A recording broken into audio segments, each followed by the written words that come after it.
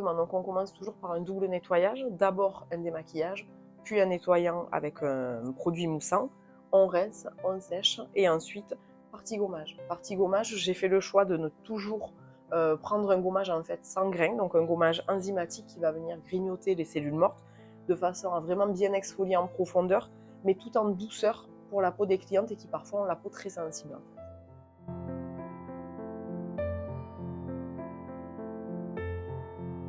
La phase active intense, c'est de la stimulation musculaire. Donc il me faut un gel de contact pour pouvoir transmettre le micro-courant en fait, dans la peau. Et ensuite, stimulation musculaire, donc je travaille la totalité du cou et du visage.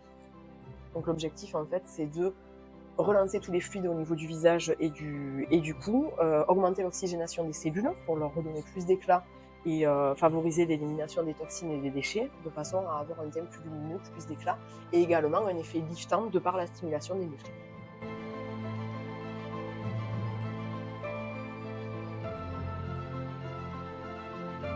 Alors le premier passage avec les appareils, c'est uniquement du micro-courant.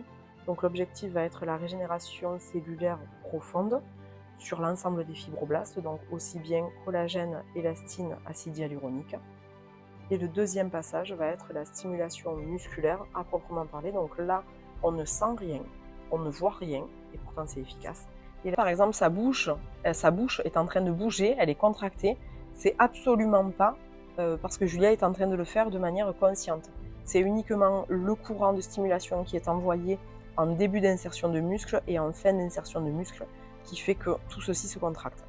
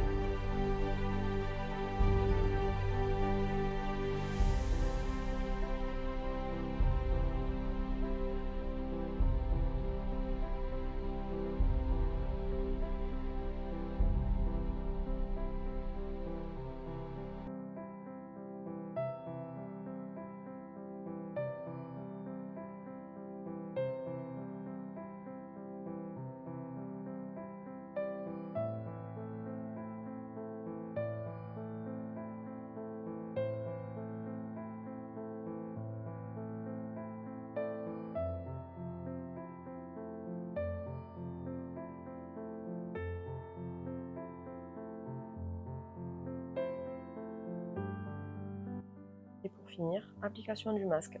Si nécessaire, on peut appliquer un spécifique pour le contour des yeux, pour le contour des lèvres, sur les petites imperfections si jamais il y en avait.